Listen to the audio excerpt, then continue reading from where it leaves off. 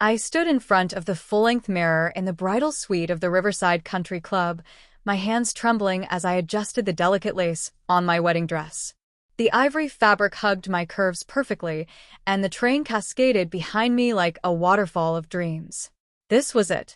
The day I'd been planning for 18 months. The day I would marry Nathan Caldwell, the man who'd saved me from the darkest period of my life.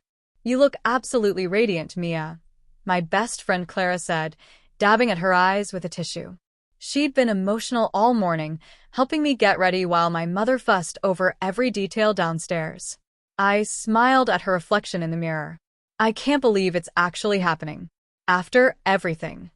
"You deserve this," Clara interrupted, squeezing my shoulders. "You deserve every bit of happiness coming your way." If only I'd known how quickly that happiness would crumble.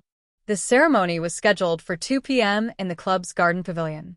200 guests were already seated on white wooden chairs, arranged in perfect rows on either side of the aisle.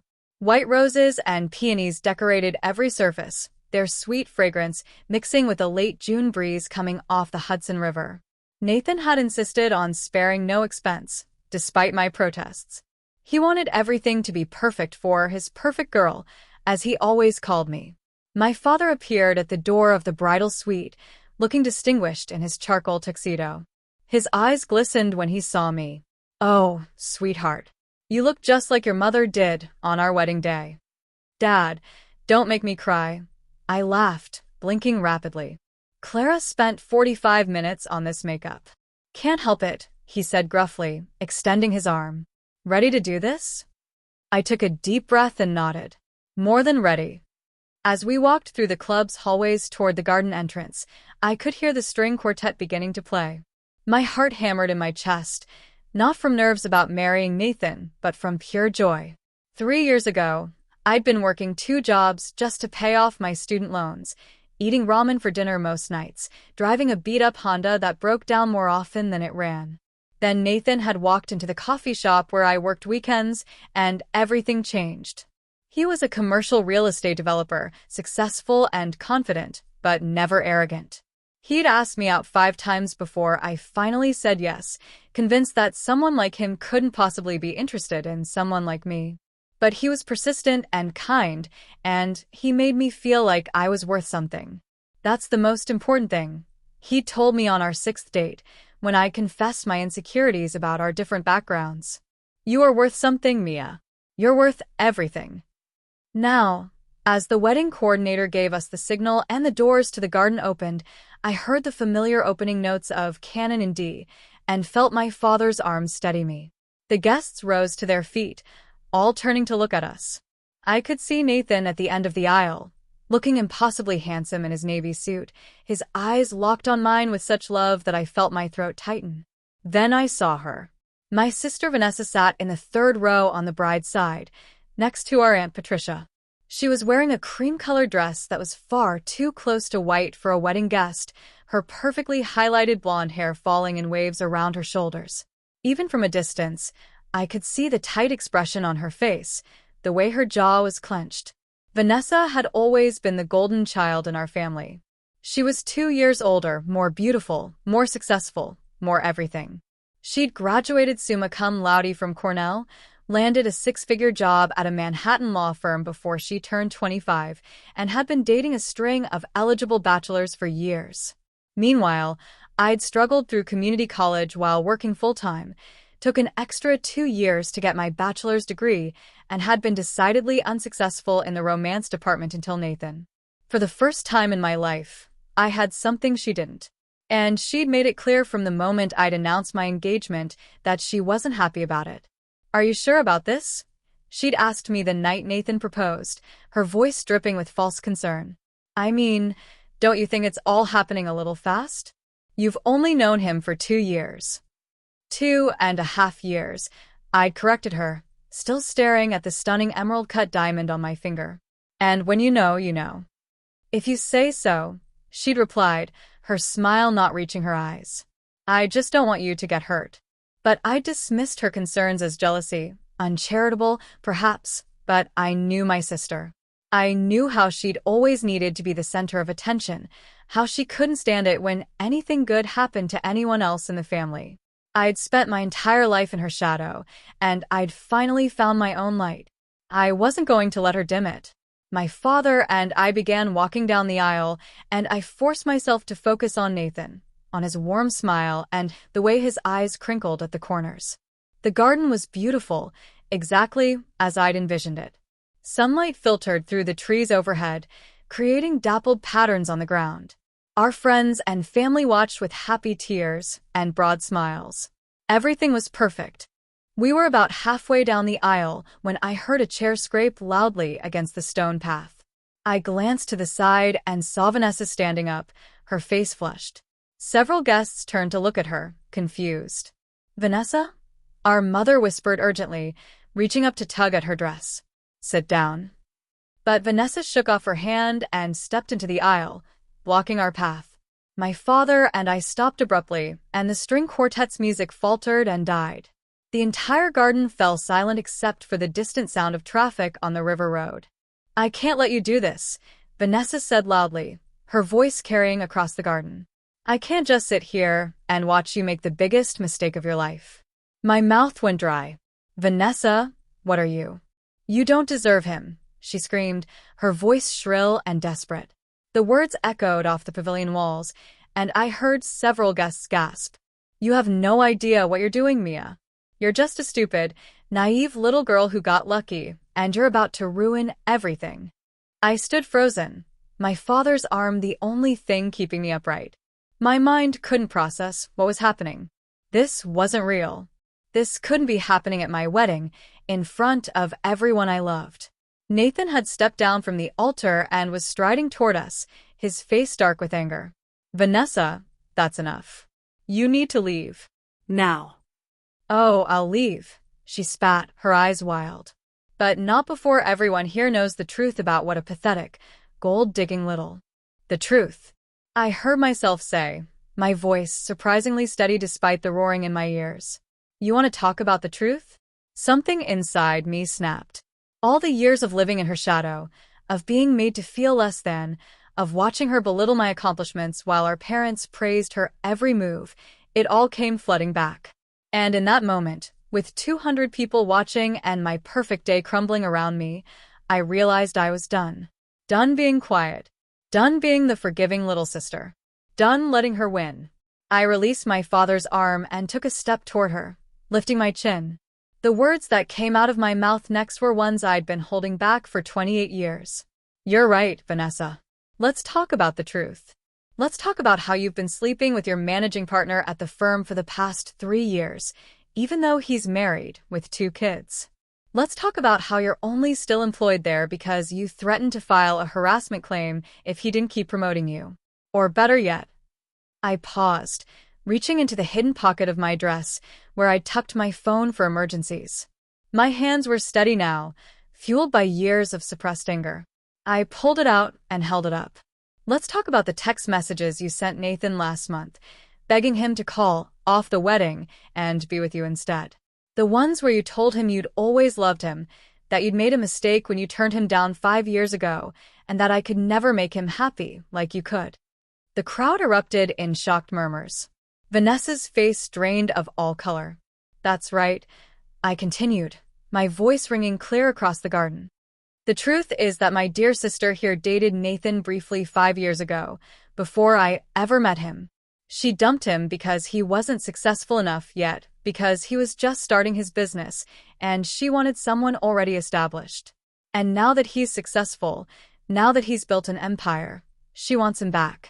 She's been sabotaging my relationship from day one, sending him messages, showing up at his office, even trying to convince our parents that I was rushing into this marriage."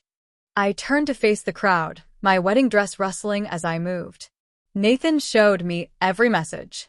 We've been dealing with her harassment for months, trying to handle it privately for the sake of family peace. We invited her today because she's my sister, because I hoped, stupidly, apparently, that she could be happy for me just this once. I looked back at Vanessa, who was trembling now, tears streaming down her face, but not tears of sadness, tears of rage and humiliation. "So yes, Vanessa, let's talk about who doesn't deserve whom. Let's talk about someone so consumed by jealousy and greed that she would crash her own sister's wedding.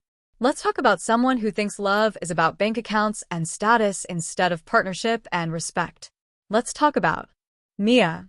Nathan's voice was soft but firm as he placed a hand on my shoulder. That's enough, sweetheart. I stopped, suddenly aware that my voice had risen to almost a shout. I was breathing hard, my carefully styled hair coming loose from its pins, my bouquet crushed in my clenched fist. The entire garden was silent, every eye on me. Nathan stepped past me to face Vanessa directly. You need to leave now. Security will escort you out. And Vanessa? If you ever contact either of us again, if you ever try to interfere in our lives again, I will get a restraining order. Do you understand? Vanessa opened her mouth, then closed it. For the first time in my life, I saw my sister truly defeated. Her shoulders slumped, and without another word, she turned and hurried toward the exit, her heels clicking rapidly on the stone path. Two security guards who'd appeared during my speech followed her at a discreet distance. As she disappeared through the garden gates, I became aware of the complete silence around me. 200 people staring. My mother was crying into her hands. My father looked shell-shocked. Aunt Patricia was fanning herself with her program. Several of Nathan's business associates were whispering urgently to each other. My perfect wedding was ruined. I'd just publicly destroyed my relationship with my sister, exposed family secrets, and probably traumatized every guest in attendance. The carefully planned ceremony I'd spent 18 months organizing was now going to be remembered as that wedding where the bride and her sister had a screaming match in the middle of the aisle. I felt tears burning behind my eyes and turned to Nathan, ready to apologize, to suggest we just call the whole thing off and try again another day. But Nathan was smiling. Ladies and gentlemen, he said loudly, addressing the crowd while taking my hand. I apologize for that disruption. Unfortunately, family drama doesn't always respect proper timing. A few nervous laughs rippled through the guests. But I want everyone here to know something, Nathan continued, his voice clear and strong. What you just witnessed is exactly why I'm marrying this woman. Because Mia Hartley is the strongest, most genuine person I've ever met. She doesn't let anyone walk over her. She doesn't pretend to be something she's not. And she sure as hell doesn't need my money or my success to define her worth. He turned to face me, still holding my hand. I love you because you challenge me. Because you make me laugh. Because you see me as a person, not a bank account. And because even on what should be the most stressful day of your life, you stand up for yourself and for us. He raised his voice again to address the crowd.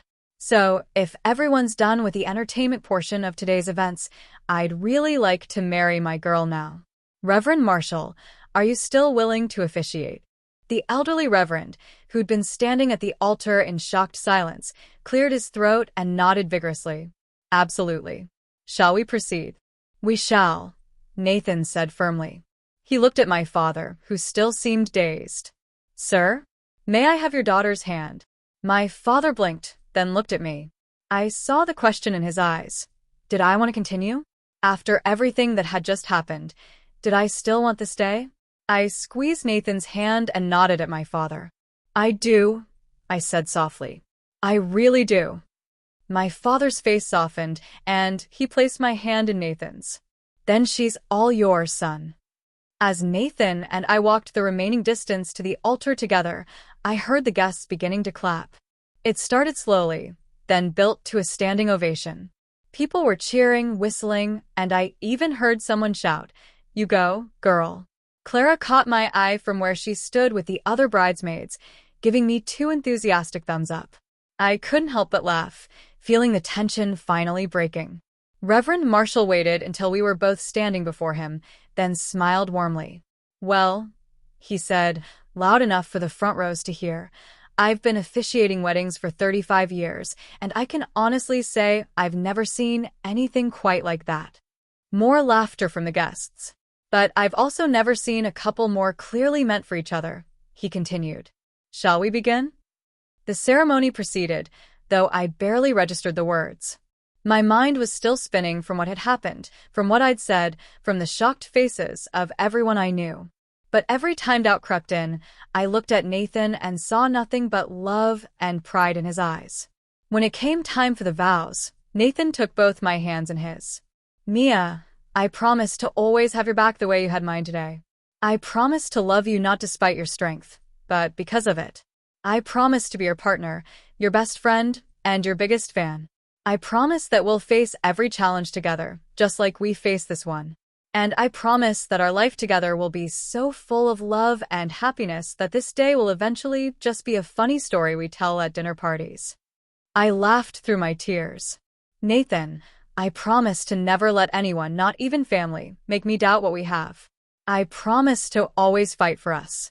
I promise to support your dreams while chasing my own. I promise to love you not for what you have, but for who you are. And I promise that I'll spend every day trying to be worthy of the way you see me. You already are, he whispered. When Reverend Marshall finally said, "You may kiss your bride," Nathan pulled me close and kissed me with such intensity that the crowd erupted in cheers and applause.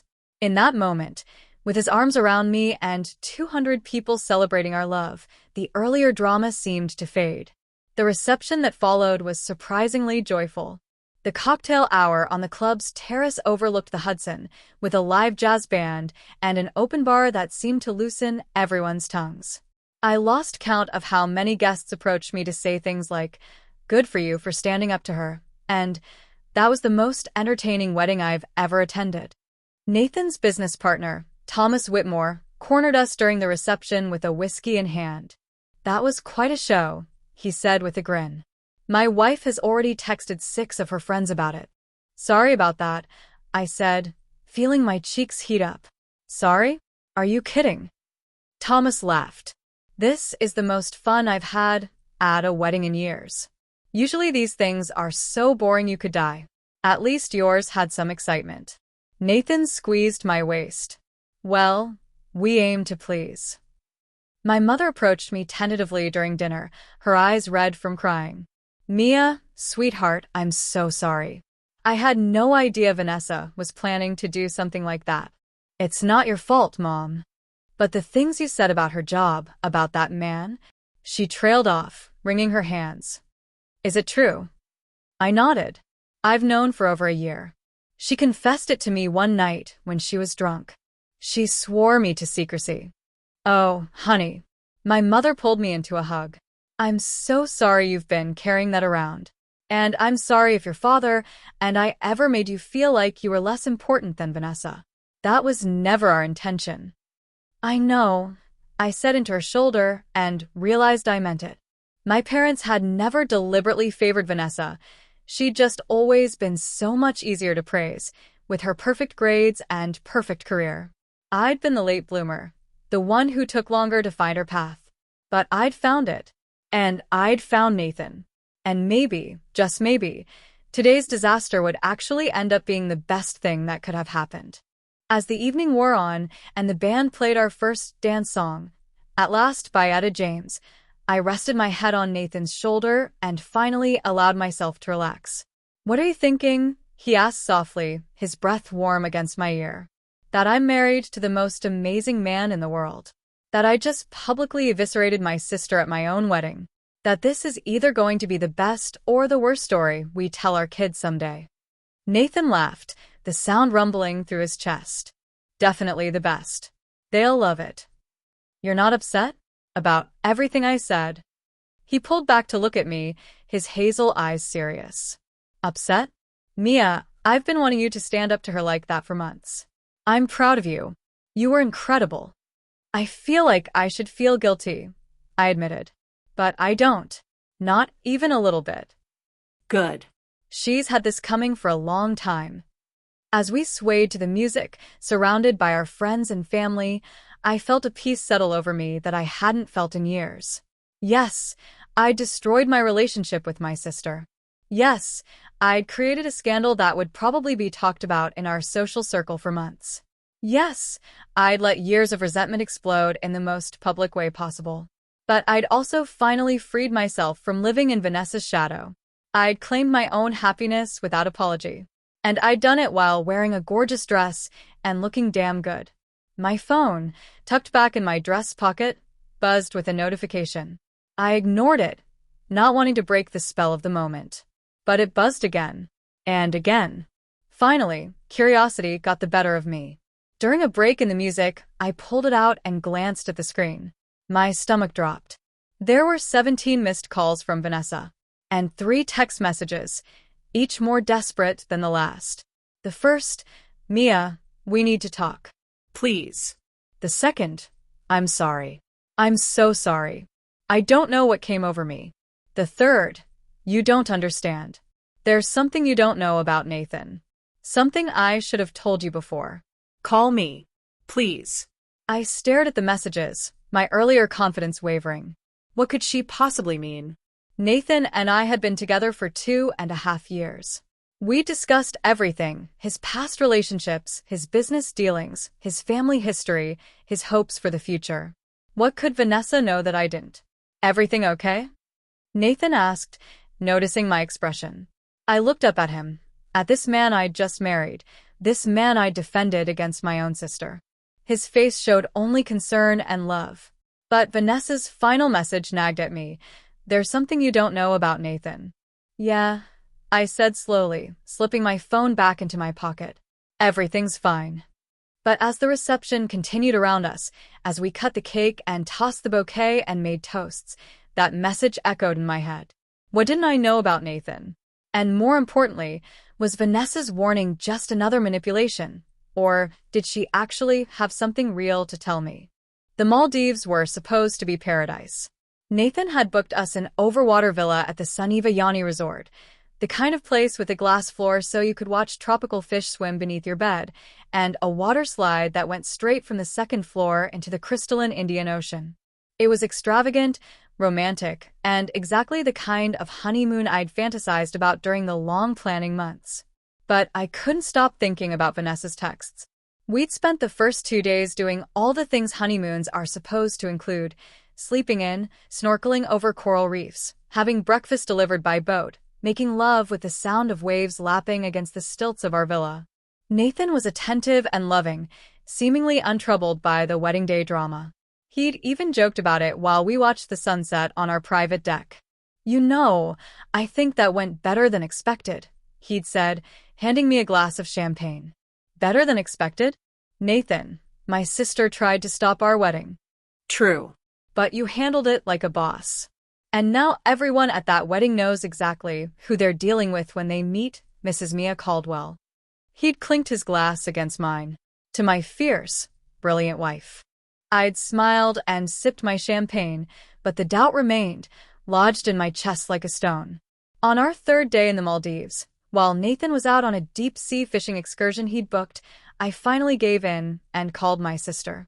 She answered on the first ring. "Mia." "Oh God, Mia, I'm so glad you called." "I'm on my honeymoon, Vanessa," I said coldly, sitting cross-legged on the villa's deck. "This better be important." "It is. I swear it is." She sounded desperate, her voice hoarse like she'd been crying. "Mia, I know you hate me right now, and you have every right to. What I did at your wedding was unforgivable, but you need to listen to me." "I'm listening," I said, though every instinct told me to hang up. "Nathan isn't who you think he is." I rolled my eyes. "Oh, come on. You're really going with that? You humiliate yourself in front of 200 people and now you're trying to." "His company is in trouble," Vanessa interrupted. "Serious trouble. Financial trouble." I paused. "What are you talking about?" "Caldwell Properties is doing great. He just closed a massive deal in Brooklyn last month. That's what he wants everyone to think. But I've been doing some digging, Mia. I have friends in commercial real estate law, remember? Nathan's company is leveraged up to its eyeballs. That Brooklyn deal? It fell through. The investors pulled out at the last minute because of some issues with the permits. But Nathan never told anyone. He's been maintaining the facade while desperately trying to find new financing." My hand tightened on the phone. Even if that were true, which I don't believe, why would you care? Why would you be digging into Nathan's business? "Because I know why he married you," Vanessa said quietly. The stone in my chest grew heavier. I'm hanging up now. Wait. Please. Just hear me out. She took a shaky breath. Do you know who Uncle Richard is? Mom's brother. Of course I know Uncle Richard. He lives in Seattle. He's some kind of tech executive. He's a billionaire, Mia.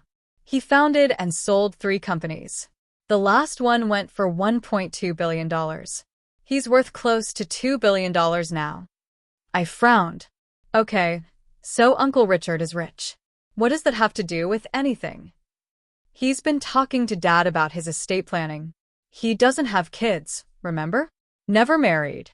Dad's his only sibling, and you and I are his only nieces. He's planning to leave everything to family. My stomach started to churn. Vanessa, where are you going with this? Nathan knows, Mia. He knows about Uncle Richard's wealth, and he knows that you're set to inherit a significant portion of it. That's why he pursued you. That's why he was so persistent even when you kept turning him down. That's why he proposed after only 2 years together. That's insane, I said, but my voice sounded hollow even to my own ears. How would Nathan even know about Uncle Richard? I barely know Uncle Richard. He's only visited us twice in the last 10 years. Nathan and I talked about it when we were dating. I mentioned it casually. I was probably bragging, knowing me. I told him about Uncle Richard and the potential inheritance. Then when we broke up and he found out I had a younger sister, she trailed off meaningfully. Stop, I said sharply. Just stop. This is ridiculous. Nathan loves me. He's never even asked about my family's money. He's never pressed me for information about Uncle Richard or inheritances or any of that. Of course he hasn't. He's smart. He's playing the long game. Vanessa's voice broke. Mia, I know you think I'm just jealous, and maybe I am. Maybe I did make a terrible mistake when I dumped Nathan 5 years ago. But that doesn't mean I'm lying about this. I've seen the financial records for Caldwell Properties. His company is on the verge of bankruptcy. He needs a cash infusion, and he needs it soon. And then suddenly, he's married to a woman who stands to inherit hundreds of millions of dollars. I stood up, pacing the deck, my bare feet hot on the sun-warmed wood. How did you get his financial records? That's private information. A pause. I have my ways. You mean you did something illegal? Does it matter how I got the information if it's true? It matters to me, I shouted. A nearby villa's occupants looked over curiously, and I forced myself to lower my voice. It matters because this could all be part of your manipulation. You could be lying about the financial trouble. You could be making this whole thing up because you can't stand to see me happy. I'm not lying, Vanessa said quietly. But I understand why you won't believe me. So, I'm going to send you proof. I'm going to email you copies of documents I've obtained, loan agreements, bank statements, correspondence with investors. Look at them yourself. Then decide if I'm crazy. Vanessa. I love you, Mia. I know I've been a terrible sister. I know I've been competitive and mean and jealous. But I love you, and I don't want to see you get hurt by someone who's using you. She hung up before I could respond. I stood there on the deck, staring at my phone, my heart racing. The turquoise water stretched endlessly before me, paradise mocking my suddenly turbulent thoughts. This was supposed to be the happiest week of my life. Instead, I felt like I was standing on quicksand. My phone chimed with an email notification. From Vanessa. Subject line. I'm sorry, but you need to see this. I didn't open it. Not yet. Instead, I went inside the villa, poured myself a glass of water with shaking hands, and tried to think rationally. Vanessa had every reason to lie. She'd been in love with Nathan, or at least in love with the idea of Nathan now that he was successful. She'd crashed my wedding in a desperate, jealous rage. Nothing she said could be trusted. But what if she was telling the truth? I thought back over my relationship with Nathan. Had there been signs? Red flags I'd missed while being swept up in the romance of it all? He'd been persistent, yes. But that had seemed sweet at the time, not calculating. He'd paid for everything, dinners, trips, gifts, but I'd assumed that was just his personality, his way of showing affection. He'd never asked about my family's finances, but now that I thought about it, he'd always seemed very interested when I mentioned Uncle Richard. He'd asked questions, encouraged me to reach out to him more, even suggested we visit him in Seattle. Family is important, he'd said. You should build that relationship while you can. I'd thought he was being thoughtful. But what if he'd had an ulterior motive? No. I was letting Vanessa get in my head. This was exactly what she wanted, to plant seeds of doubt, to poison my marriage before it even really began. I heard a boat approaching and looked out to see Nathan returning from his fishing trip, his skin bronzed from the sun, his smile wide as he waved at me. He looked so happy, so uncomplicated. This was the man who'd held me while I cried about my student loans, who'd encouraged me to pursue my master's degree even though it meant less time together, who'd spent hours helping me plan the wedding of my dreams. He climbed up onto our deck, still grinning. Babe, you won't believe the tuna I caught. It was massive. The boat captain said it was the biggest one he'd seen in months. They're going to grill it for our dinner tonight. That's great, I managed, trying to smile. His expression shifted, becoming concerned. Hey, what's wrong? You look upset. Nothing. I'm fine. Mia. He set down his fishing gear and crossed to me, taking my hands. I know that face. Something's bothering you. Talk to me. I looked up at him, at his earnest hazel eyes, and made a decision. Vanessa called me. His face darkened immediately. What? When? While you were fishing. She said some things. What kinds of things? I hesitated. If I told him what Vanessa had claimed, his reaction would tell me everything I needed to know. If he got defensive or angry, that might be a red flag. But if he was genuinely confused and could explain everything. She said your company is in financial trouble, I said, watching his face carefully. Nathan's expression went through several rapid changes, surprise, anger, then something that looked almost like guilt. But it was gone so quickly, I wasn't sure I'd seen it at all. She said that. His voice was tight. She said Caldwell Properties is on the verge of bankruptcy. That the Brooklyn deal fell through. That you need money urgently. I paused. Is any of that true? Nathan released my hands and turned away, running his fingers through his sunlightened hair. For a long moment, he didn't speak, just stared out at the ocean. When he finally turned back, his face was carefully controlled. The Brooklyn deal did hit some snags, he admitted. There were permit issues we didn't anticipate. We had to restructure the timeline and some of the financing. But it's not dead, Mia. We're working through it. Working through it meaning? Meaning it's complicated. Real estate development is always complicated. There are always challenges. He stepped closer, his voice becoming more urgent. But my company is not on the verge of bankruptcy. That's an insane exaggeration. Your sister is trying to sabotage us. She sent me documents, I said quietly. Financial records. She said they'd prove what she was saying. Nathan's jaw clenched. How the hell did she get financial records? That's confidential information. That's probably illegal, Mia. She's committed a crime to try to break us up. Have you looked at them? What? The documents.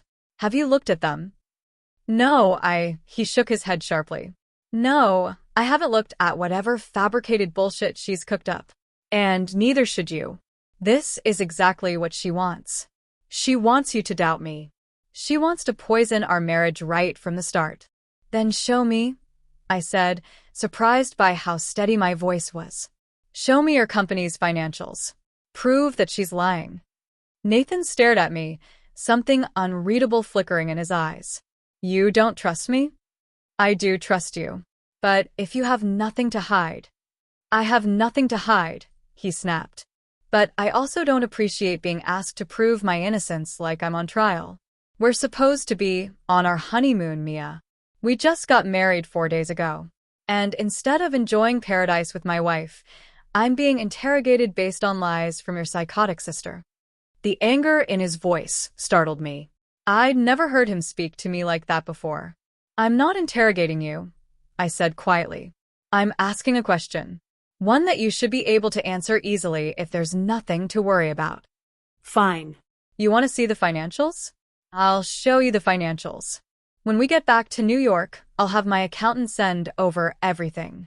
Will that satisfy you? Or will you find some other reason to doubt me? He stormed past me into the villa, and I heard the bedroom door slam shut. I stood on the deck, my heart pounding, feeling like the paradise around me was crumbling.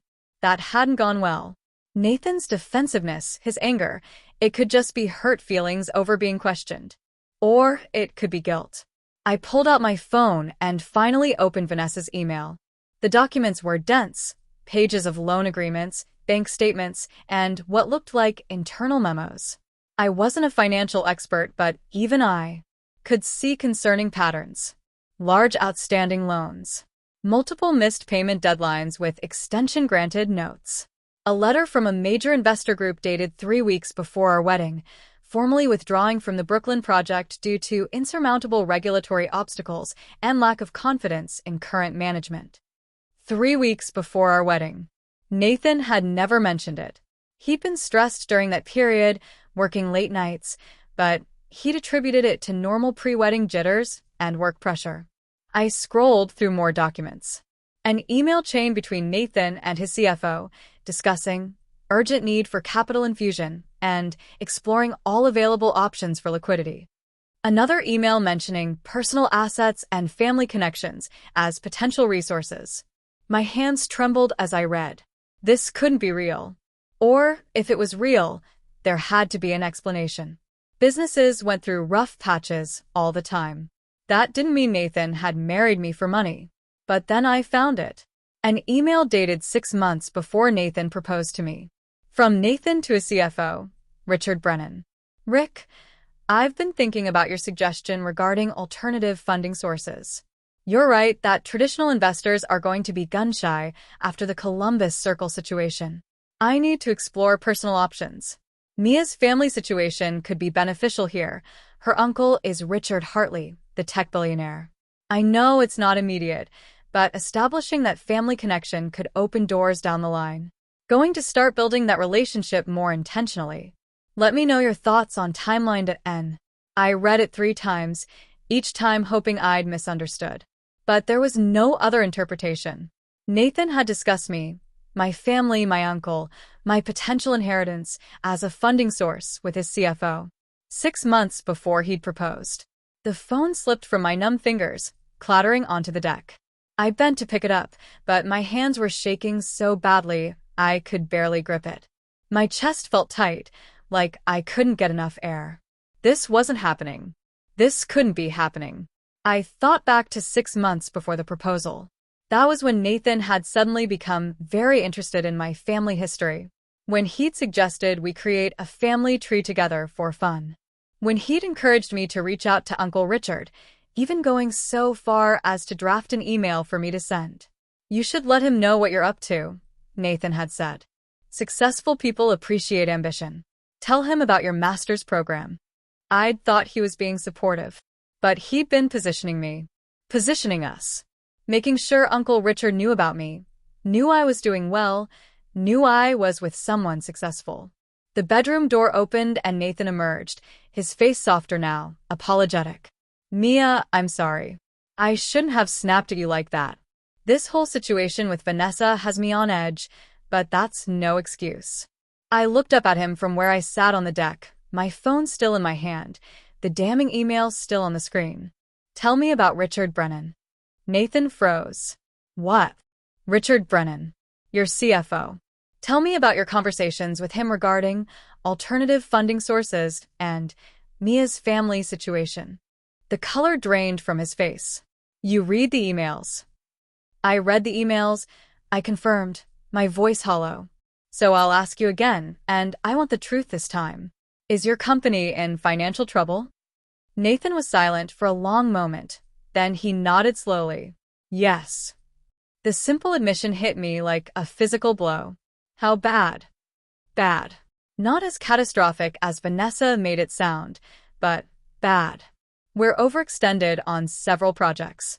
The Brooklyn deal falling through created a domino effect. I've been trying to secure new financing, but investors are nervous about the current real estate market. And me. I asked, though I already knew the answer. What about me? Nathan moved to sit beside me, but I held up a hand to stop him. He remained standing, looking down at me with an expression that might have been regret or might have been calculation. I could no longer tell the difference. I love you, Mia, he said. I need you to understand that first and foremost. What I feel for you is real. But. He exhaled slowly. But yes, I was aware of your uncle's wealth. And yes, I saw the potential benefit of having that family connection. Rick and I discussed it. That email you read, it was a business discussion, but it doesn't reflect how I actually feel about you. You discussed me like I was an asset, I said, my voice breaking. Like I was a business opportunity. That's not fair. It was one email. One conversation about worst-case scenarios and backup plans. It doesn't mean that's why I pursued you. Then why did you pursue me, Nathan? Be honest. Because that email was sent right before you started pushing me to connect with Uncle Richard. Right before you suddenly became so interested in my family history. Right before you started planning our future together. I pursued you because I fell in love with you, he insisted. The timing of that email is coincidental. Coincidental, I repeated flatly. You expect me to believe that your CFO suggested my family connections as a funding source, and then coincidentally you fell in love with me, and then coincidentally you encouraged me to build a relationship with my billionaire uncle, and then coincidentally you proposed, and none of it was connected? I know how it looks. How it looks. I stood up, anger finally breaking through the shock. How it looks is that you married me for money. How it looks is that I'm just another one of your investments. How it looks is that my sister, my jealous, competitive, manipulative sister, was actually trying to protect me. That's not true, Nathan said desperately. Mia, please. Yes, I was aware of your uncle's wealth. Yes, I won't lie and say it wasn't a factor in my thinking. But it wasn't the reason. It was never the reason. You have to believe me. I don't have to believe anything, I said coldly. What I have to do is figure out if my marriage is real or if it's just another one of your business deals. I walked past him into the villa, grabbed my laptop from the bedroom, and returned to the deck. I opened a new browser window and started searching for information about Caldwell Properties, about the Brooklyn deal, about Nathan's financial situation. If Vanessa could find this information, so could I. Nathan watched me for a moment, then sat down heavily in one of the deck chairs. What are you doing? Due diligence, I replied without looking up. Something I should have done before I married you. Mia. How much? I interrupted. How much money do you need to save your company? He was quiet for so long I thought he wouldn't answer. Finally, 15 million. Maybe 20 to be completely comfortable. I laughed bitterly. $20 million. And how much is Uncle Richard supposedly leaving me? I don't know. It depends on how he divides his estate. Could be anywhere from 50 to 500 million, depending on whether he leaves it all to family or splits it with charity. And you were counting on that. You were counting on me inheriting money to save your company. Not counting on it, Nathan said, but aware of it. Aware that if the worst happened, we'd have options. Is that so terrible? Most people consider their spouse's financial situation when they get married. Most people don't marry someone specifically for their potential inheritance. I didn't marry you specifically for that, Nathan said, his voice rising. I married you because I love you. Because you make me laugh. Because you challenge me. Because I want to spend my life with you. The money was just a bonus. A safety net. A safety net, I repeated. That's a nice way of describing fraud. Fraud? Jesus, Mia, I haven't defrauded anyone. I haven't lied to you about my feelings. I haven't forged documents or stolen money. I'm guilty of being a pragmatic businessman who noticed an opportunity. That's all. An opportunity, I said, staring at him. That's what I am to you. An opportunity. Stop twisting my words. You know that's not what I mean. Do I?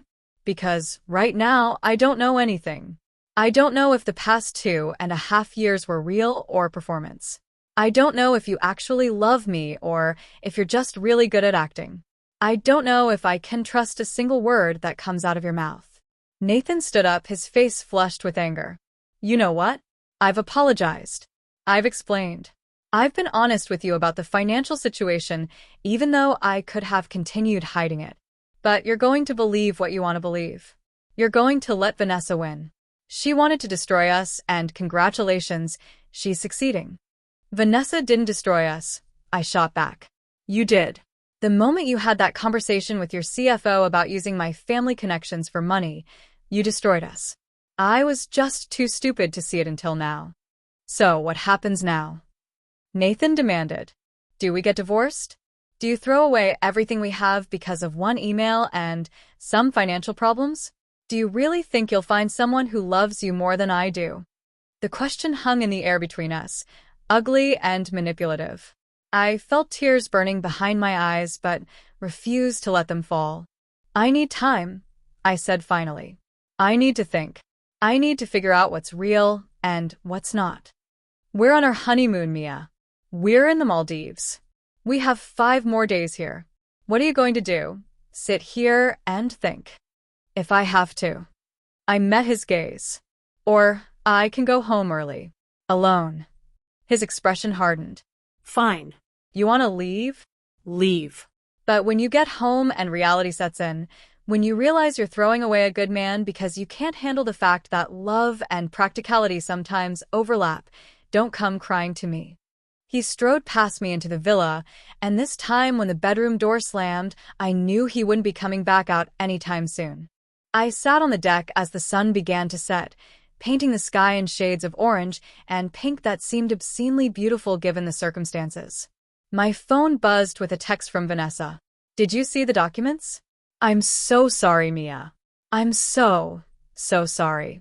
For the first time since the wedding, I texted her back. "You were right. About everything. I don't know what to do." Her response came immediately. "Come home. We'll figure it out together. Why do you even care? You wanted him for yourself. Because you're my sister. And I realized something when I saw you standing up to me at the wedding. You deserve better than someone who sees you as a transaction. Even if that someone is Nathan. Even if I wanted him myself. You deserve real love, not calculated love." I stared at her message for a long time. Then I opened my laptop and booked a flight back to New York, leaving tomorrow morning. Nathan could stay and finish the honeymoon if he wanted. I needed space. I needed clarity. I needed to talk to someone who wasn't Nathan and wasn't colored by his charm. I needed to talk to Uncle Richard. Because if I was supposedly such a valuable asset, maybe it was time to understand exactly what I was worth and whether anyone in my life saw me as something more than a means to an end. The flight from the Maldives to New York felt endless. I'd left the villa at dawn, before Nathan woke up. I'd left him a note on the nightstand. "Going home. Need time. Don't follow me." During the 23-hour journey, I alternated between anger, sadness, and a strange sort of numbness. I kept replaying moments from my relationship with Nathan, trying to distinguish between genuine affection and calculated manipulation. Had he really loved me when he'd brought me soup and cold medicine during the flu? Or was that just maintenance, keeping his investment healthy? Had he really been proud when I'd gotten into my master's program? Or had he seen it as making me more impressive to Uncle Richard? By the time I landed at JFK, I felt hollowed out. Vanessa picked me up from the airport, looking almost as exhausted as I felt. She'd clearly been crying, her eyes were puffy, her face drawn. "I'm so sorry," were the first words out of her mouth. "Mia, I'm so sorry." "For which part?" I asked tiredly, loading my luggage into her Mercedes. "For ruining my wedding, or for being right about my husband?" Both. "All of it." She waited until we were on the highway before speaking again. "I handled everything wrong. I should have come to you privately, shown you the evidence before the wedding. I should have been calm and rational. Instead, I let my jealousy and emotions take over, and I made everything worse." "Yeah, you did." I agreed. There was no point in sugarcoating it. "But you also told me the truth, which is more than Nathan did." "What happened in the Maldives?" I told her everything, the phone call, the documents, the confrontation with Nathan, his admissions and justifications. Vanessa listened in silence, her hands tight on the steering wheel. "What are you going to do?" she asked when I finished. "I don't know. I need to talk to Uncle Richard first." "Why Uncle Richard?" "Because if I'm supposedly this valuable asset, I want to hear it from him. I want to know what his plans actually are, if he even has plans. And I want to understand if..." I trailed off. "If what?" "If anyone in my life sees me as a person instead of a potential payday." Vanessa flinched, but didn't argue. "For what it's worth, I see you as a person. A person I've been terrible to, but a person." "Why have you been so terrible to me?" I asked, genuinely curious. Was it really just competition? Or is there more to it? She was quiet for several long minutes, navigating the airport traffic. When she finally spoke, her voice was soft. "Do you remember when you were 16 and you won that creative writing contest? The statewide one." I frowned. Vaguely. "What about it?" "Mom and Dad threw you a party. Invited the whole family. Everyone made such a big deal about it. And I remember thinking, I just made law review at Cornell, and all I got was a phone call saying good job. I'd achieved something objectively more impressive, and nobody cared because you'd finally done something noteworthy." "That's not..." I started, but she cut me off. "I'm not saying it was fair or rational. I'm saying that's how I felt. Like no matter what I did, no matter how many boxes I checked or goals I achieved, the one time you succeeded at something, it overshadowed everything. And instead of being happy for you, I resented you. And that resentment just grew. Especially when you met Nathan. Because you dated him. Because I'd had him and thrown him away, and then he chose you. He didn't come crawling back to me. He moved on to my little sister, and he fell in love with you in a way he never loved me. Do you know how that felt?" "No," I admitted. "Because I've never been the first choice for anything." Vanessa glanced at me, surprised. "What are you talking about? You're the artistic one, the creative one, the one everyone finds interesting and genuine. And you're the accomplished one, the successful one, the one everyone admires, the one our parents brag about at parties." We looked at each other, and something shifted. A lifetime of misunderstandings and jealousies suddenly seemed a little less solid, a little less permanent. "We're both idiots," Vanessa said. "Agreed," I replied. She drove me to Nathan's and my apartment in Tribeca. The doorman greeted me cheerfully, congratulating me on my wedding, asking how the honeymoon was. I mumbled something noncommittal and escaped to the elevator. The apartment felt wrong. It had never really felt like mine anyway. Nathan had owned it before we met, and though he'd encouraged me to redecorate, to make it ours, it still felt like his space. Now it felt like a stranger's space. Like a trap. "You can't stay here," Vanessa said, reading my mind. "Come stay with me for a few days. At least until you figure things out. I should probably..." Mia. "Come stay with me. Please." So I packed a bag and followed her to her apartment on the Upper East Side. It was smaller than Nathan's place but beautifully decorated, all clean lines and modern art. She set me up in her guest room and ordered Thai food while I showered and changed. Over pad Thai and spring rolls, I called Uncle Richard. He answered on the third ring, sounding pleased. "Mia. "I was just thinking about you. How was the wedding?" "I'm sorry I couldn't make it. This merger in Tokyo has been all-consuming." "It was eventful," I said. "Uncle Richard, I need to talk to you about something. Something important." His tone shifted immediately, becoming serious. "Of course. What's going on?" "I need to know the truth about your estate planning. About what you're planning to leave to Vanessa and me." There was a long pause. That's a rather direct question. "I know. But I need to know. Please." Another pause, then. "Can you be in Seattle this weekend? This isn't a conversation I want to have over the phone." "Yes," I said without hesitation. "I'll be there." Good. "I'll have my assistant send you the details." "Mia?" His voice softened. "Are you okay? You sound upset." "I'm figuring some things out," I said carefully. "About my life and the people in it." "I see." Well, I look forward to talking with you in person. Travel safe. After we hung up, Vanessa looked at me questioningly. Seattle. This weekend. He wants to talk in person. Do you want me to come with you? I considered, then shook my head. No. This is something I need to do alone. My phone had been buzzing periodically throughout the evening. Nathan calling, Nathan texting, Nathan leaving voicemails. I'd ignored all of it. Finally, around 11 p.m., I listened to one of his messages. Mia, please call me back. I know you're angry, and you have every right to be. But we need to talk about this like adults. We can't fix anything if you won't even speak to me. I love you. Please remember that I love you. I deleted the message and blocked his number. If he wanted to talk, he could wait until I was ready. The next few days passed in a strange limbo. I went to my part-time job at the art gallery in Chelsea, fielding curious questions from coworkers about the wedding and honeymoon. I gave vague, positive answers and changed the subject. I avoided our apartment, avoided places Nathan and I used to go together, avoided everyone except Vanessa and Clara. Clara, when I finally told her everything, was appropriately outraged. I'll kill him.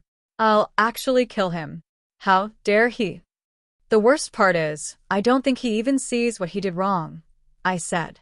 We were at a coffee shop in Brooklyn, far from anywhere Nathan was likely to be. He thinks being pragmatic about money and love simultaneously is normal. Like it's just smart business. It's not normal, Clara said firmly. Love isn't a business transaction. You don't marry someone partly because of their financial situation and partly because you like them. That's not how it works. But is he wrong? Don't people consider finances when they're choosing a partner? Sure, but there's a difference between I want to make sure this person is financially stable and I'm going to marry this person so I can access their family's inheritance. One is pragmatic. The other is predatory. I stirred my latte absently. What if he does love me, though? What if everything he said is true, that he was aware of the money, but it wasn't the primary reason? Does it matter? Clara asked. Even if he loves you, he still betrayed your trust. He still discussed you with his CFO like you were an asset. He still encouraged you to build a relationship with your uncle for his own benefit. Those actions speak louder than any claims of love. She was right. I knew she was right. But part of me still wanted to believe in the Nathan I'd thought I'd married, the kind, attentive man who'd made me feel special for the first time in my life. Friday afternoon, I flew to Seattle. Uncle Richard's assistant had arranged first-class tickets and a car service from the airport. I'd never experienced this level of luxury so casually dispensed. It made me understand, for the first time, exactly how wealthy my uncle was and why someone like Nathan might see me differently once he knew about this connection. Uncle Richard lived in a modern mansion in Medina, overlooking Lake Washington. The house was stunning, all glass and steel, with views of the water and the Seattle skyline. A housekeeper greeted me and led me to a study where Uncle Richard was waiting. He looked older than I remembered, his hair mostly gray now, but his blue eyes, so like my mother's, were sharp and assessing. He stood when I entered, embracing me warmly. Mia. It's good to see you, though I wish the circumstances were happier. He gestured to a leather chair. Sit. Tell me everything. So I did. I told him about Nathan, about the wedding, about Vanessa's revelation, and the documents I'd found. I told him about the email discussing me as a funding source, about Nathan's financial troubles, about how I no longer knew if my marriage was real. Uncle Richard listened without interrupting, his expression growing progressively darker. When I finished, he was quiet for a long moment. I'm going to tell you something, Mia, and I want you to listen carefully. Can you do that? I nodded. I am planning to leave a significant portion of my estate to you and Vanessa. Your father knows this, though we haven't discussed exact amounts. The current plan is to split approximately 60% of my liquid assets between you two, with the remaining 40% going to various charities and foundations. I felt dizzy. 60% of? Roughly $1.2 billion. So you and Vanessa would each receive somewhere in the vicinity of $600 million, though of course, that number fluctuates with market conditions. The room seemed to tilt. $600 million. I'd known Uncle Richard was wealthy, but hearing the actual number was staggering. However, Uncle Richard continued, his voice hardening. This plan is contingent on several factors. One of which is that my beneficiaries aren't being manipulated or exploited for their inheritance. He stood and walked to the window, looking out at the lake. I've worked very hard for my money, Mia. I've built companies, taken risks, made sacrifices. And yes, I've been lucky. But one thing I've learned is that significant wealth changes how people see you. They don't see you as a person anymore. They see you as an opportunity. He turned to face me. I've had my share of opportunists over the years. People who pretended to be friends, who dated me, who wanted to be business partners. All of them really just wanted access to my money. It's lonely, and it's exhausting. And it's why I never married, why I never had kids. I couldn't trust that anyone loved me for me. I understand, I said quietly. Do you? Because here's what I want you to understand. If your husband married you with knowledge of this inheritance, with a plan to use it to save his business, then he didn't marry you. He married a solution to his problems. And if you stay with him, you're going to spend the rest of your life wondering whether every decision he makes, every affection he shows, is genuine or strategic. The words hit hard because they were exactly what I'd been thinking since reading that email. What would you do? I asked. If you were me? Uncle Richard smiled sadly. I'd protect myself. I'd get a post-nuptial agreement that completely separates my finances from his.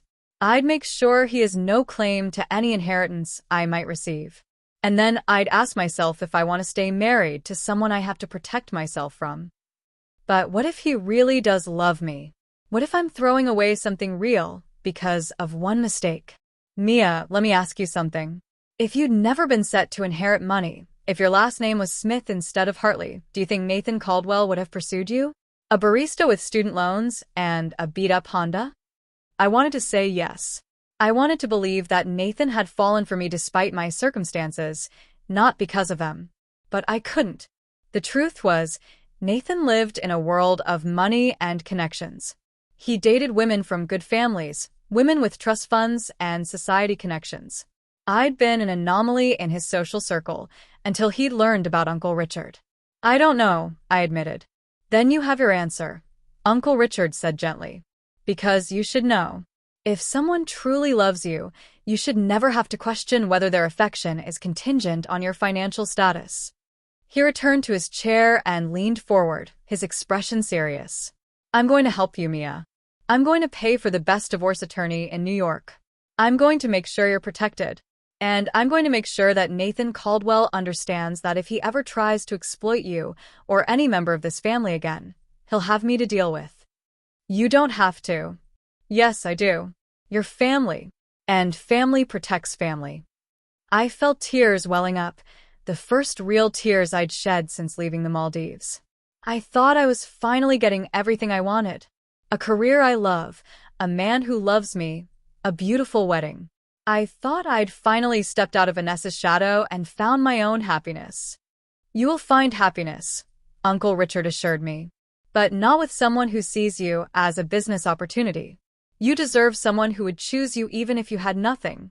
Someone who loves you for your creativity, your kindness, your strength. Not for who your uncle is. We talked for hours that afternoon and evening.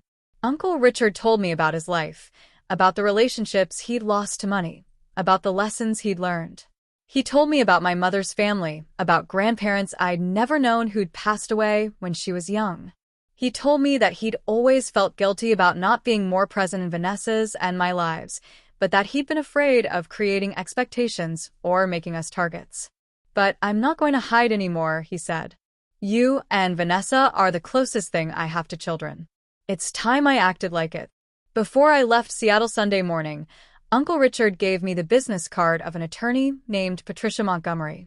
She's the best, he said. Call her tomorrow. She'll handle everything. On the flight back to New York, I finally unblocked Nathan's number and read through his messages. There were dozens of them, progressing from confused to angry to desperate to conciliatory. The most recent one, sent just an hour ago, read, "Mia, I've given you space like you asked, but we need to talk. Please come home. I love you, and I know we can work through this. Don't throw away our marriage without at least trying to save it." I stared at the message for a long time. Then I typed back, "I'll meet you at the apartment tomorrow at 7 p.m. We need to talk." His response was immediate. "Thank you. I love you." I didn't respond to that, because the truth was, I didn't know if I believed him anymore. And even if I did, Uncle Richard had asked the right question. Did I want to spend my life with someone I had to protect myself from? Monday evening, I stood outside my own apartment building, working up the courage to go inside. Vanessa had offered to come with me, but this was something I needed to do alone. I had Patricia Montgomery's card in my pocket and a post-nuptial agreement in my bag, one that made it crystal clear that Nathan would have no claim to any inheritance I received, no matter what happened to our marriage. The doorman greeted me warmly, asking if I needed help with my bags. I told him no, that I was just here to talk to my husband. The elevator ride up felt interminable. Nathan opened the door before I could knock. He looked terrible, unshaven, hair disheveled, dressed in sweatpants and a t-shirt instead of his usual polished attire. His eyes were red-rimmed, and I could see the desperate hope in his expression. "Mia." "Thank God. I've been going crazy." "We need to talk," I said, stepping inside. The apartment was a mess. Takeout containers on the counter, papers scattered across the dining table, evidence of a week spent spiraling. I know we do." He ran his hands through his hair nervously. "Can I get you anything? Water? Wine?" "No." "Let's just talk." We sat at the dining table, facing each other across the wreckage of his work papers. For a moment, neither of us spoke. "I went to Seattle," I said finally. "I talked to Uncle Richard." Nathan's face went pale. "Oh." "He told me everything. About the inheritance, about the amount, about his plans." "Did you know?" "Did you know it was $600 million? Nathan swallowed hard. I had an idea. The rumors in certain circles, people talk. "People talk," I repeated. "So you knew, or at least had a very good idea, that you were pursuing a woman who stood to inherit more money than most people see in a lifetime." "It wasn't like that." "Then what was it like, Nathan? Explain it to me. Make me understand how any of this was innocent." He leaned forward, his expression earnest and desperate. "When I first met you, I had no idea about your uncle. None. You were just this beautiful, genuine woman who made me laugh, who wasn't impressed by my money or status, who saw me as a person. I fell for you immediately, Mia. That part is true." "And when did you find out about Uncle Richard?" He looked away. "About 4 months in. We were at your parents' house for dinner, and your mom mentioned him in passing. Something about his latest business deal. I looked him up that night, and yeah, I saw who he was, what he was worth. And then nothing for a while. I loved you. I was planning to propose anyway. The money didn't change how I felt about you. But it changed something." I pressed. "Because 6 months before you proposed, you sent that email to Rick discussing me as a funding source." Nathan closed his eyes. That email.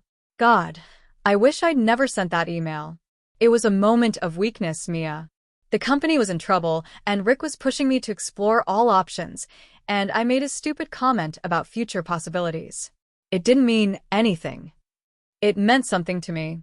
It meant that, even for a moment, you saw me as a solution to your problems instead of as a person you loved. "That's not fair," Nathan protested. "People have complicated thoughts. People consider multiple factors when making life decisions. That doesn't mean they don't have genuine feelings." "You're right," I said, surprising him. "People do have complicated thoughts. But the question is whether those thoughts are acceptable. And discussing your girlfriend's potential inheritance with your CFO as a business strategy? That's not acceptable. That's not love. That's opportunism." "So, what do you want me to say?" Nathan's voice rose. "Do you want me to apologize for being a pragmatic person? For considering all aspects of our future together? For being aware of the financial realities of our situation?" I want you to tell me the truth, I said quietly. If I wasn't Richard Hartley's niece, would you have married me? Nathan opened his mouth, then closed it. The hesitation was all the answer I needed. That's what I thought, I said, my voice breaking slightly. You can't even say yes without hesitating. You can't even lie convincingly. It's not about whether I would have married you, Nathan said desperately. It's about the fact that you are Richard Hartley's niece. That's your reality. I can't answer a hypothetical that doesn't exist. Yes, you can. If I had nothing, no inheritance, no connections, no potential windfall, would you have wanted to spend your life with me? Nathan stood up, pacing the room. This is impossible. You're asking me to separate you from your circumstances, but a person is the sum of their circumstances. You are who you are partly because of your family, your background, your opportunities. That's not an answer. He spun to face me. Yes. Okay? Yes, I would have married you anyway. But I'd be lying if I said I wasn't aware of the benefits of your family connections. Just like I'm sure you weren't completely unaware that marrying me meant financial security and a certain lifestyle. We all make calculations, Mia. I'm just honest enough to admit it. You weren't honest about it, I corrected. You hid it. You encouraged me to build relationships with my uncle without telling me why. You discussed me with your CFO without my knowledge. And when your company started failing, you didn't tell me the truth. You kept up the facade while planning how to use my inheritance to save yourself. To save us, Nathan insisted. Don't you see? If the company fails, we both suffer. If I lose everything, our life together changes. I was trying to protect our future. No, I said firmly. You were trying to protect your future, and you saw me as a tool to do it. I reached into my bag and pulled out the post-nuptial agreement. Uncle Richard hired an attorney for me. This is a post-nuptial agreement that completely separates our finances. If I sign this, you'll have no claim to any inheritance I receive. It protects me from being used as a funding source. Nathan stared at the document like it was a snake. You're serious. You're actually serious. Completely. If we're going to stay married, I need to know it's because you want to be with me, not because you want access to my family's money. This agreement ensures that. Nathan picked up the document, flipping through the pages, his face growing darker with each one. This is insulting. You're basically saying you don't trust me at all. I don't, I said simply. Not anymore. But I'm willing to try to rebuild that trust if you are. But only with protections in place. He threw the papers down on the table. So, what, you expect me to sign away any rights to money that could save everything I've built? Everything I've worked for? I expect you to choose me over money, I said. Just like you're asking me to believe you chose me over money in the first place. Nathan stared at me, and I could see the calculation happening behind his eyes. He was weighing his options, considering the angles.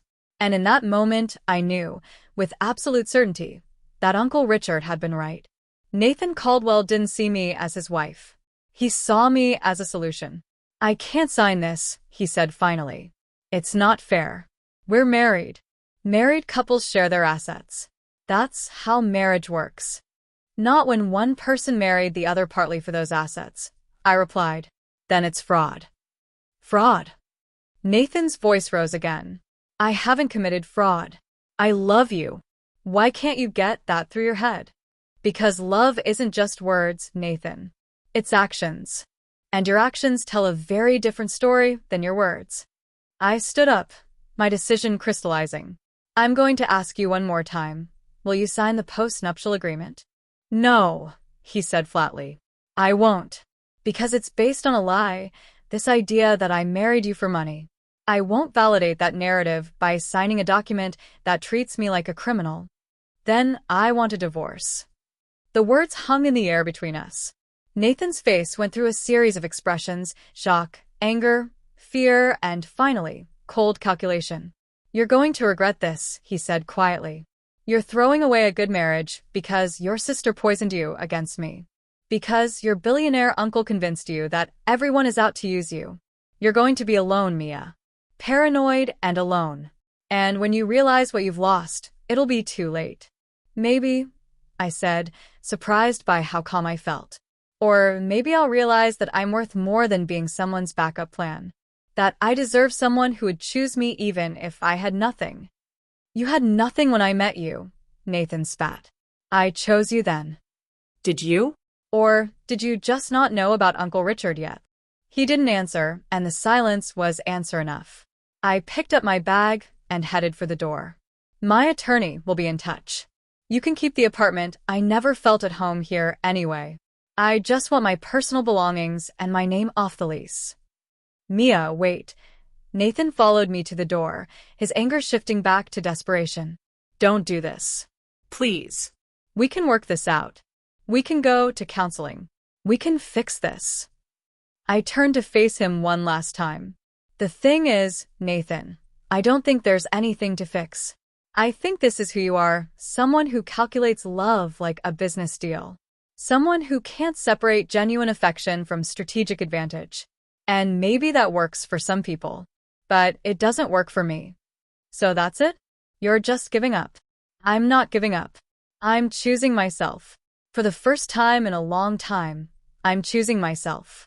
I walked out, and this time when the door closed behind me, it felt like freedom.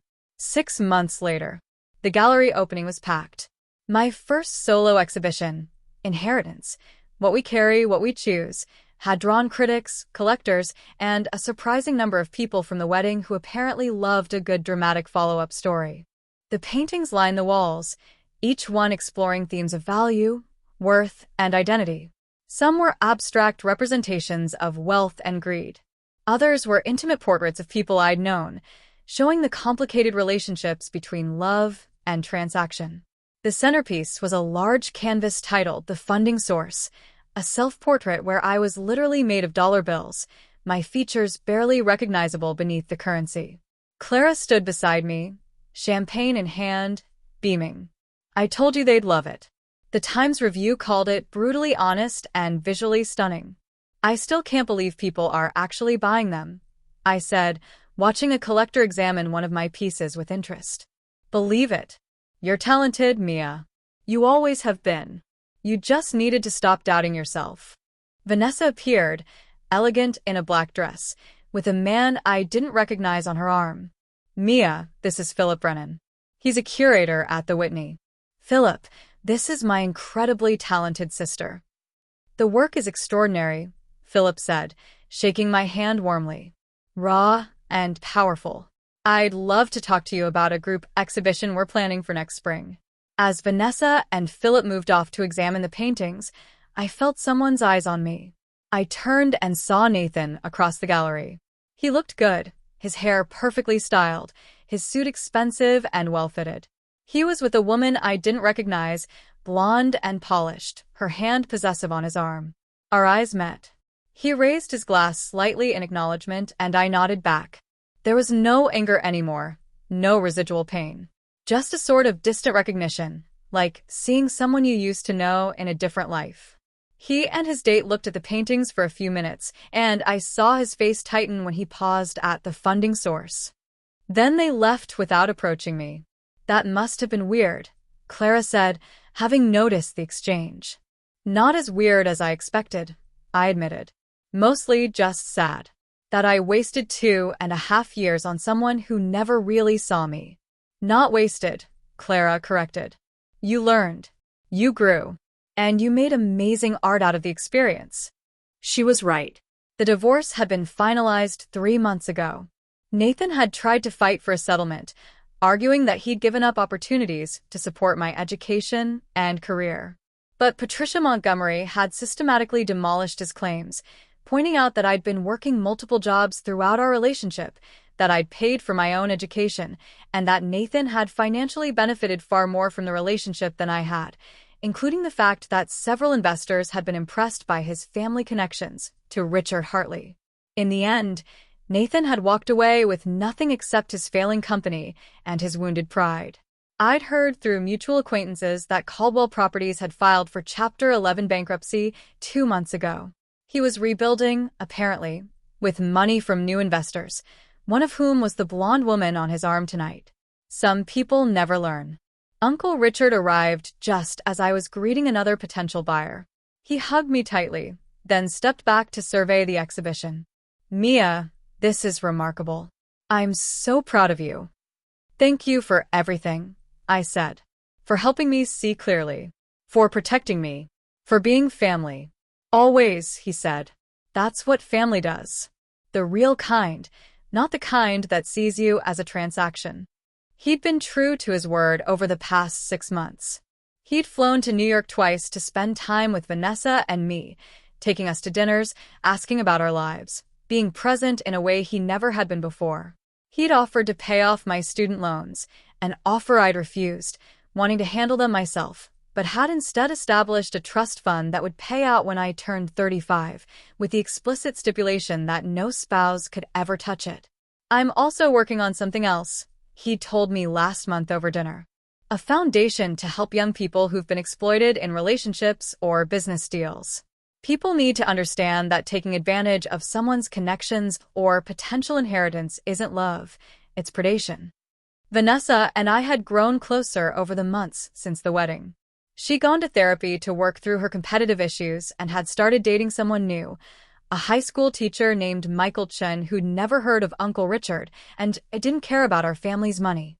She was calmer now, less driven by the need to prove herself, more genuinely happy.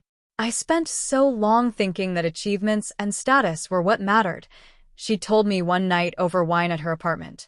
But watching you stand up to Nathan, watching you choose yourself over security and wealth, that taught me more than any of my fancy degrees ever did.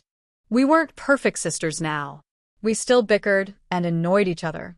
But there was an honesty between us that hadn't existed before, a understanding that we were both just people trying to figure out our worth in a world that often measured it in all the wrong ways. As the gallery began to empty near the end of the evening, I stood in front of the funding source, studying my own painted face obscured by money. A man approached and stood beside me, also examining the painting. It's powerful, he said. The way you've captured the dehumanization of being seen as a resource rather than a person. I glanced at him. He was tall, maybe mid-30s, with dark curly hair and warm brown eyes. He wore jeans and a button-down shirt, casual but put together. There was something genuine in his expression, an actual interest in the art rather than the social scene. Thank you, I said. It's personal experience, unfortunately. I gathered that from the artist's statement. I'm sorry you went through that. He extended his hand. I'm Daniel Reeves. I teach art history at NYU. Mia Hartley, I said, shaking his hand. Wait, Reeves? Are you related to Catherine Reeves? His face lit up. You know my mother's work? Know it? I wrote my thesis on her exploration of feminine identity in commercial spaces. Her 1998 exhibition at MoMA fundamentally changed how I thought about art. We talked for 20 minutes, discussing his mother's work, my influences, the current state of contemporary art. He was knowledgeable and passionate without being pretentious. He asked questions about my techniques, my inspiration, my process, real questions that showed he was actually looking at the work, not just making conversation. I don't mean to be forward, Daniel said eventually, but would you want to get coffee sometime? I'd love to hear more about your artistic journey. And I think my mother would love to meet you. She's always interested in emerging artists who are doing emotionally honest work. I hesitated, old fears rising up. Was he interested in me, or in my connection to Uncle Richard? Was this genuine, or another calculation? But then I looked at him, really looked at him. He had paint under his fingernails. His shoes were scuffed. His watch was a cheap Timex, and his shirt had a small stain near the collar that he'd clearly tried to remove. This wasn't a man who was trying to impress or calculate angles. This was just someone who liked art and maybe liked me. I'd like that, I said, pulling out my phone. Coffee sounds good. As we exchanged numbers, I felt Clara watching from across the gallery, grinning like the Cheshire Cat. Vanessa caught my eye and gave me a subtle thumbs up. Uncle Richard, deep in conversation with a collector, happened to glance over and smiled warmly. Maybe I was being naive. Maybe Daniel would turn out to be another Nathan. Maybe I'd never fully trust anyone's intentions again. But as I looked around the gallery at my paintings, at the life I'd built for myself since choosing to walk away from security and into uncertainty, I realized something important. I didn't need to trust everyone. I just needed to trust myself. I'd survived public humiliation. I'd confronted painful truths about someone I loved. I'd stood up to family dynamics that had shaped my entire life. I'd walked away from wealth and security to protect my sense of self. And I'd emerged on the other side stronger, clearer, and more certain of my own worth. The funding source stared back at me from the wall, my face barely visible beneath the currency. But I knew something that painting didn't show. Underneath all that money, underneath all the calculations and transactions and inheritance discussions, there was still a person. Still me. And I was enough. With or without the money, with or without Nathan, with or without anyone who saw me as anything other than what I actually was. I was enough. Daniel was talking about his mother's latest project, his eyes bright with enthusiasm. I listened, actually present in the moment, not worrying about ulterior motives or hidden agendas. If he turned out to be another opportunist, I'd handle it. I'd survived worse. But if he turned out to be genuine, if his interest in my art and in me was real, well, that would be something new. Something I'd earn not through inheritance or connections, but through my own strength and choices. Either way, I'd be fine. Because the real inheritance wasn't the money Uncle Richard planned to leave me. The real inheritance was what I'd chosen to carry forward from this experience: self-respect, clear boundaries, and the understanding that my worth wasn't measured in dollars or connections or anyone else's valuation. It was measured by me, for me, and that was enough. So, Daniel said, noticing I'd been quiet. Did I lose you there? I tend to ramble about art history. I smiled. No, you didn't lose me. I was just thinking about inheritance, what we get given, and what we choose to keep. That's profound, he said, looking at me with genuine interest. What have you chosen to keep? I looked around the gallery one more time, at my work on the walls, at my sister laughing with her boyfriend, at Clara chatting with collectors, at Uncle Richard, who'd become the family he'd always been meant to be. Everything that matters, I said, and nothing that doesn't. Daniel smiled. I like that philosophy. Me too, I said. I really do. The gallery lights began to dim, signaling the end of the evening. People started gathering their coats, saying their goodbyes, promising to stay in touch. I walked them to the door, thanking them for coming, accepting compliments and congratulations. Nathan's painting, The Funding Source, sold that night to an anonymous buyer for $45,000. It was more money than I'd ever made from my art before. Clara joked that it was poetic justice, profiting from Nathan's opportunism. But I preferred to think of it differently. It was just me, finally getting paid what I was worth. And that, I decided, was a pretty good inheritance after all.